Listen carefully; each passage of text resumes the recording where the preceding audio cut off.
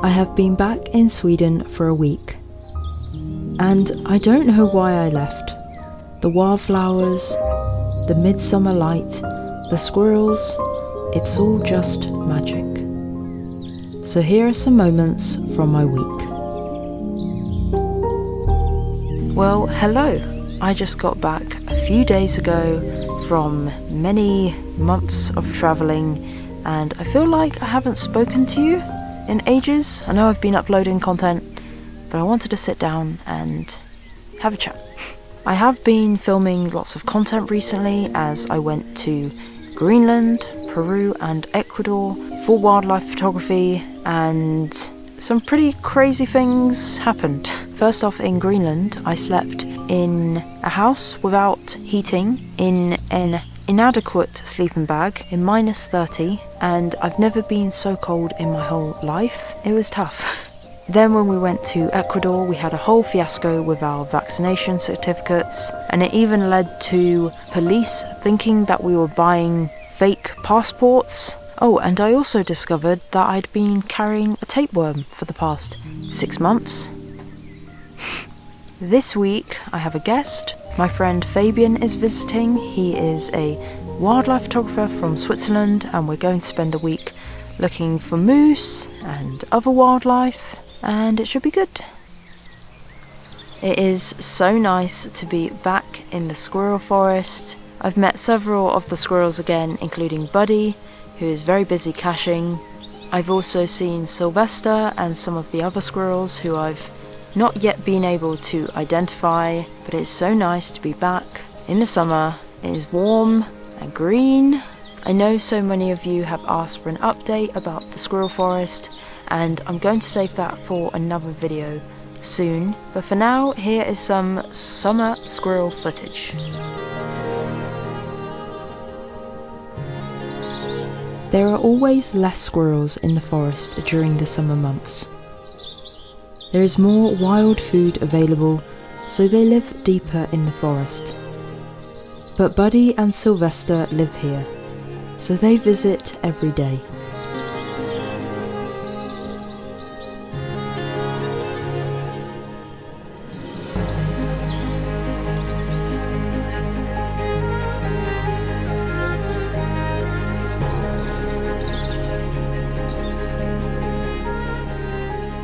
As soon as I enter the forest and make my squirrel whistle, Buddy arrives within about 5 minutes.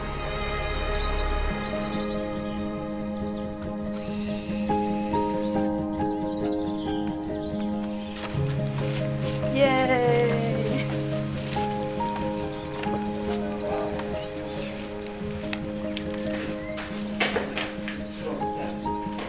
Oh, it's not.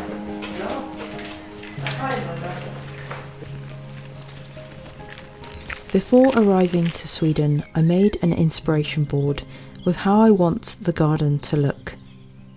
I want it to be filled with wildflowers and be very cozy and a bit whimsical. But I'm not actually sure how to do this. So if you have any ideas, or you can suggest plants that will survive the winter in Sweden, please let me know.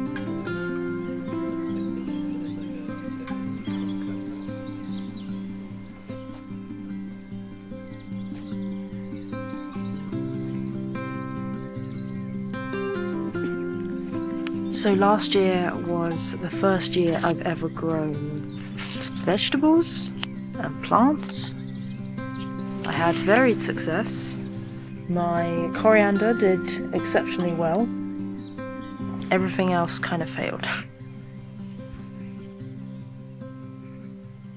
This video is sponsored by Squarespace. As a wildlife photographer, having a beautiful online portfolio is essential, and Squarespace made it so easy. There are loads of gallery options to choose from, sliders, grids, carousels, but I went for the masonry grid. It's perfect for showcasing my photography in a clean and modern way. Everything is fully customizable and mobile friendly, and it's super simple to update as my work evolves. If you're a creative looking to build your own portfolio, I couldn't recommend Squarespace more. If you'd like to give Squarespace a go, head to squarespace.com/daniconnorwild and you can save 10% off a new purchase of a website or a domain. The sun has just set and it is 11:30 at night. This evening Fabian and I are on a moose safari. It's just before midnight and we are driving around looking for moose. They come out of the forest into the clear cuts to eat the young saplings that are planted. Most of them just run back into the forest, but occasionally you have a relaxed moose who will just stand and watch you. I hope you can see all these mosquitoes. I need to get back in the car.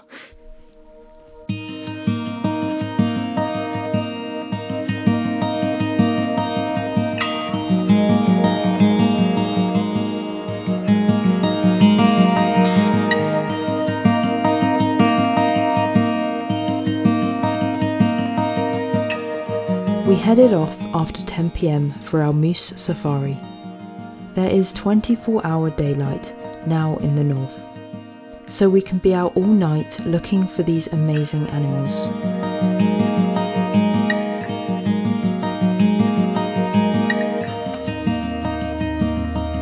We actually had the most success I've had looking for moose. And I think one factor could be that Fabian has an electric car. So we were very quiet approaching the moose.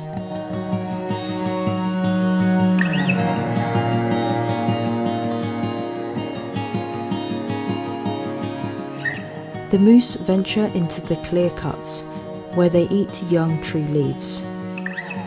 We found one location really close to home that always had at least one moose.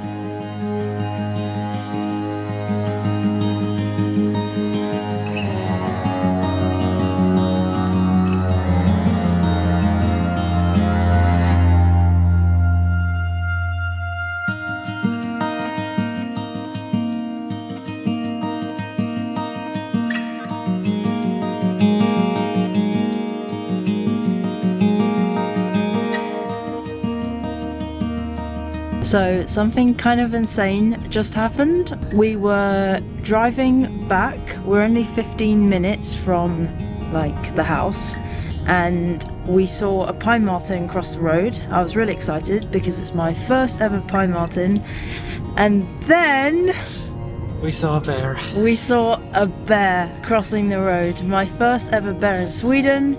Your first ever bear. First ever bear. Insane, so cool. We then got out of the car and we tried to look in the field that it ran to, but we couldn't see it. I think it went into the edge of the forest and disappeared. We heard some alarm calls from the birds. Yeah, birds were alarm calling. But insane, we saw a freaking bear! So cool.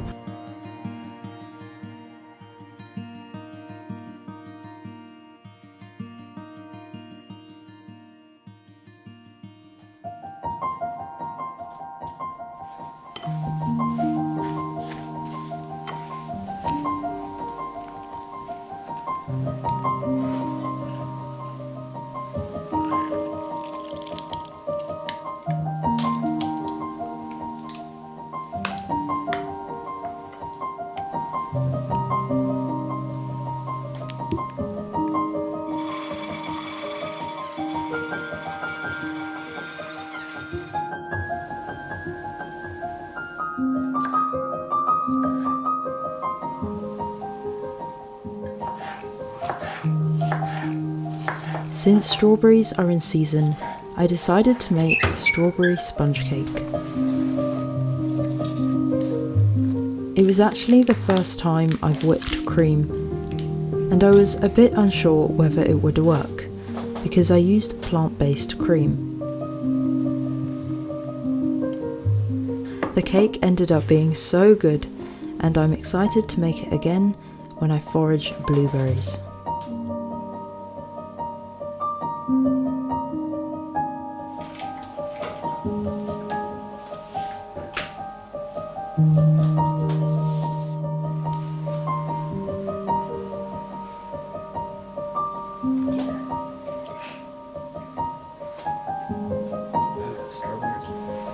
It's finished. It's a bit rustic, but I think it'll be good.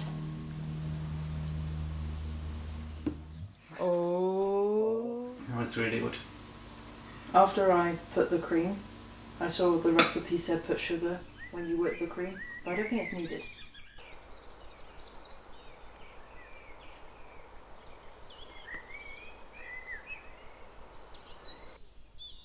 You might remember Tord. How are you, Toad? Hi! If you watched my baby squirrel series with the 3 siblings, one of the baby squirrels who our neighbour initially brought to us ended up visiting my office window every day this past winter. It's coming. After 3 months away, I thought Tord would forget who I am. But he immediately came to my window. Toad? What is... Toad? Now he visits 3 times a day. I hope you've enjoyed this video, and thank you to my patrons who support my work. I'll see you next week.